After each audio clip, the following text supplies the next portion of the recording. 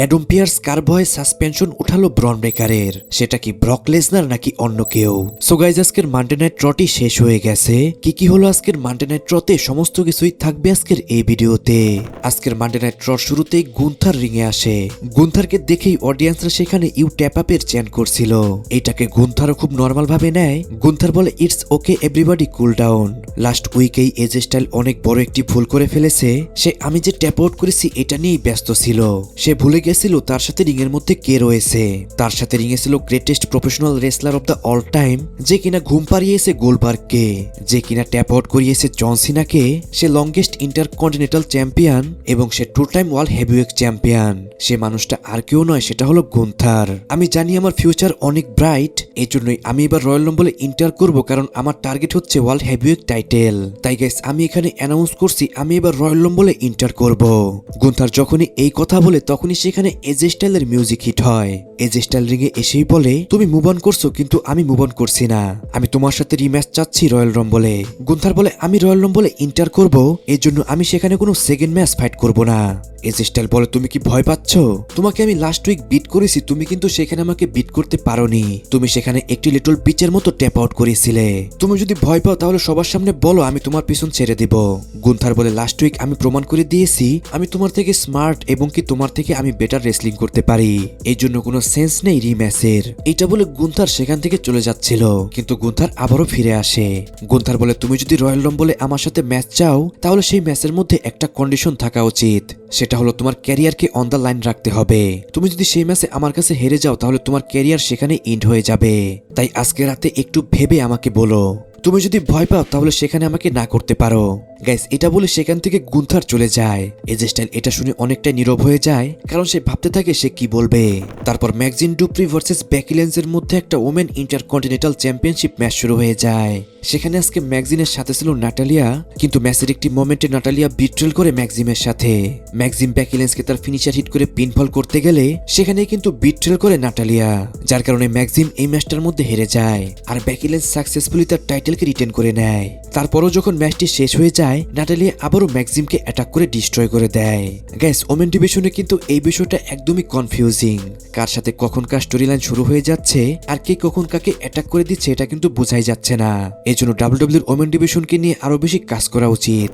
তারপর আমরা Adam pears এবং এজ স্টাইলকে ব্যাকস্টেজে দেখতে পাই।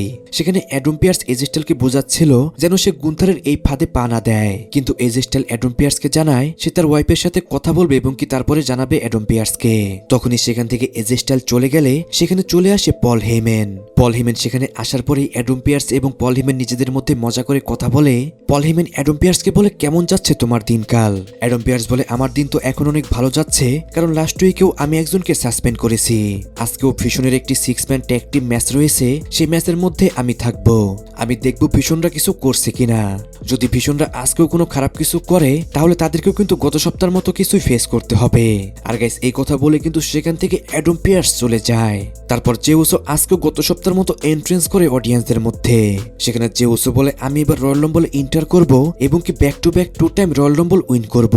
আর গাইস, এটা বলে কিন্তু সেখান থেকে জেউসো চলে যায়। এখন গাইস, মোটামুটি সবাই তো জানেন যে এইবার অন্তত জেউসো রয়্যাল রাম্বল উইন করবে না, কারণ গত বছর জেউসোকে রয়্যাল রাম্বল উইন করিয়ে ট্রিপল এইচকে কিন্তু সেই পরিমাণ ব্যাকলেস সহ্য করতে হয়েছিল। এই জন্য যদি ডাব্লিউডাব্লিউ এবং কি ট্রিপল এইচের লজ্জা থাকে তাহলে তো তারা জেউসোকে রয়্যাল রাম্বল উইন করাবে না। তারপর রে মিস্টেরিও ড্রাগন লি পেন্টা ভার্সেস ভিশনের মধ্যে একটা 6 ম্যান ট্যাগ টিম ম্যাচ শুরু হয়ে যায়। ম্যাচটি ওভারঅল দেখতে গেলে মোটামুটি ভালোই ছিল, যেখানে কিনা ম্যাচের বেশি সময় ডমিনেট করে ভিশন।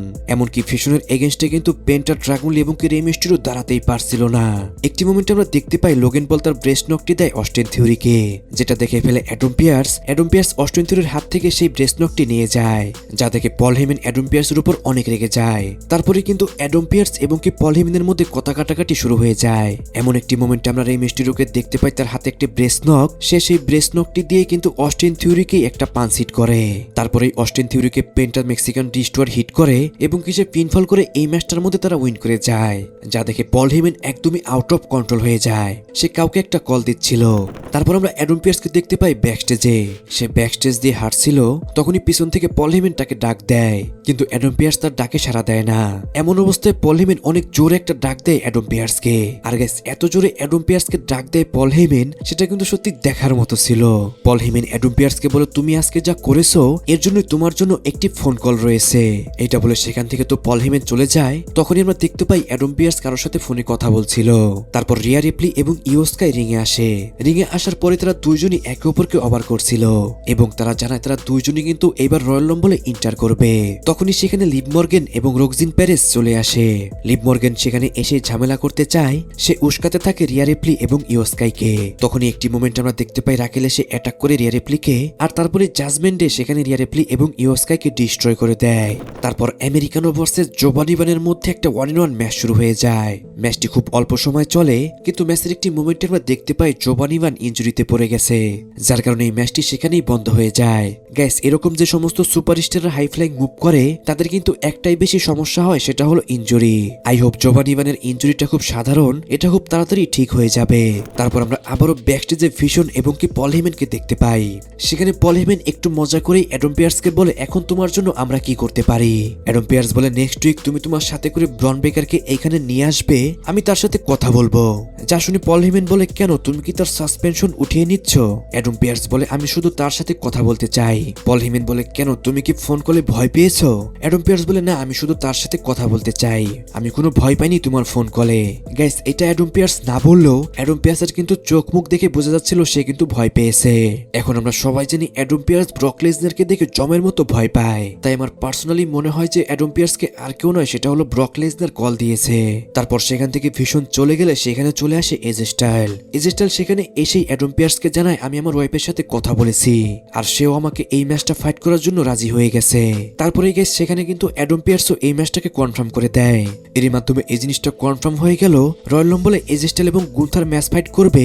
রয়্যাল রাম্বলে এজে স্টাইল ভার্সেস গুন্থারের মধ্যে ম্যাচ হবে। সেই ম্যাচের মধ্যে যদি এজে স্টাইল হেরে যায় তাহলে কিন্তু তার ক্যারিয়ার সেখানেই শেষ। এখন আমার মনে হয় যে এখানে এজে স্টাইল হেরে যাবে, তাই গাইস এই জিনিসটা কিন্তু আমার কাছে ওভারপুশ বলেই মনে হচ্ছে। কিছুদিন আগে সে গোলবার্গকে, তারপরে জন সিনাকে, এইবার আবার সে এজে স্টাইলকে রিটায়ার করবে। একজন রেসলারকে এতটা ওভারপুশ করা আমার মনে হয় না ঠিক হচ্ছে, ফলে কিছুদিন পরে এটা আবার ডাব্লিউডাব্লিউ এর জন্যই ব্যাকফায়ার হয়ে যাবে। গাইস, এজে স্টাইলের যে লাস্ট অপোনেন্ট হতে যাচ্ছে গুন্থার, এর সম্পর্কে আপনি কি মনে করেন অবশ্যই কিন্তু কমেন্টে জানাবেন। তারপর আজকের মেইন ইভেন্টে সিএম পাঙ্ক ভার্সেস ফিন বেলারের মধ্যে একটা ওয়ার্ল্ড হেভিওয়েট চ্যাম্পিয়নশিপ ম্যাচ শুরু হয়ে যায়। ম্যাচের মধ্যে ফার্স্টে সিএম পাঙ্ক এন্ট্রেন্স করে, তারপরে যখন ফিন বেলারের এন্ট্রেন্স হবে হঠাৎই সেখানে লাইট অফ হয়ে যায়। আর লাইট অফ হওয়া দেখে কারো বুঝতে বাকি ছিল না এখানে ফিন বেলারের ডিমেন মিউজিক হিট হবে। আর গাইস, হয়ও কিন্তু সেটাই। ফিন বেলার তার অরিজিনাল ডিমেন থিম সং নিয়ে এন্ট্রেন্স করে, কিন্তু সে যে তার পুরো শরীরে পেন্ট করে যে ডিমেন হয়ে আসবে সেভাবে সে আসে না, সে তার নর্মাল ক্যারেক্টারেই চলে আসে সেখানে। এটা দেখে গাইস কিন্তু আমার কাছে পার্সোনালি অনেক বেশি ভালো লাগছিল। আর ফিন বেলারের ওরা কিন্তু দেখার মতো ছিল। যেহেতু আজকের মানডে নাইট র হচ্ছিল ফিন বেলারের হোম টাউনে, তাই সেখানে তাকে অনেক বেশি চেয়ার করে অডিয়েন্সরা। ম্যাচটি শুরু হয়ে যায় এবং কি অসাধারণ একটি রেসলিং ম্যাচ হয়। ম্যাচের একটি মোমেন্টে সিএম পাঙ্ক তার সাবমিশন মুভ হিট করে ফিন বেলারকে, কিন্তু সেখান থেকে ফিন বেলার স্কেপ করে যায়। এরপরে ফিন বেলার তার ফিনিশার হিট করে সিএম পাঙ্ককে, সেখান থেকেও সিএম পাঙ্ক কিন্তু কিক আউট করে দেয়। লাস্টে সিএম পাঙ্ক একটি জিটিএস হিট করে ফিন বেলারকে, তারপরে সিএম পাঙ্ক পিনফল করে এই ম্যাচটার মধ্যে উইন করে যায়। ম্যাচ শেষে আমরা এই দুজনের মধ্যে রিসপেক্ট দেখতে পাই। আমরা দেখতে পাই ফিন বেলার সিএম পাঙ্ক দুইজনকে হাক করে। আর গাইস, এটা দেখে তো এইটা বলা যাচ্ছে ফিন বেলারের ডিমন লুক সামনে কিন্তু আসবেই আসবে। গাইস, আপনারা কারা কারা ফিন বেলারের ডিমন লুক দেখতে চান অবশ্যই কিন্তু কমেন্টে জানাবেন। এরই মাধ্যমে আজকের মানডে নাইট রটি শেষ হয়ে যায়। আজকের মানডে নাইট রটি আপনার কাছে কেমন লেগেছে অবশ্যই কিন্তু কমেন্টে জানাবেন। এখন ভিডিও শেষ করার আগে আমি একটি কথা বলছি, আমি যখন মানডে নাইট র স্ম্যাকডাউনের রিভিউ দেই অনেকে আমাকে বলে, ভাই আপনি এই বিষয়টা মিস করে গেছেন, আপনি এই বিষয়টা মিস করে গেছেন। তাদের উদ্দেশ্যে বলি, আমি কিন্তু মানডে নাইট র এবং কি স্ম্যাকডাউনের হাইলাইট দেই। যেহেতু আমি এখানে ম্যাচের হাইলাইট গুলো বলি, তাই আমি যদি এখানে সবকিছু ডিটেলসে বলতে যাই তাহলে কিন্তু অনেক বেশি সময় লাগবে। আমি চাই না যে সমস্ত বোরিং পার্ট থাকে মানডে নাইট র এবং স্ম্যাকডাউনে সেগুলো দিয়ে আপনাদেরকে বোর করতে। আমি সবসময় চেষ্টা করি আমার ভিডিওটাকে ক্লিন রাখার জন্য। সো গাইস, আজকের ভিডিও এই পর্যন্তই। রেসলিং সম্পর্কে সমস্ত নিউজ এবং আপডেট জানার জন্য চ্যানেলটিকে সাবস্ক্রাইব করবেন।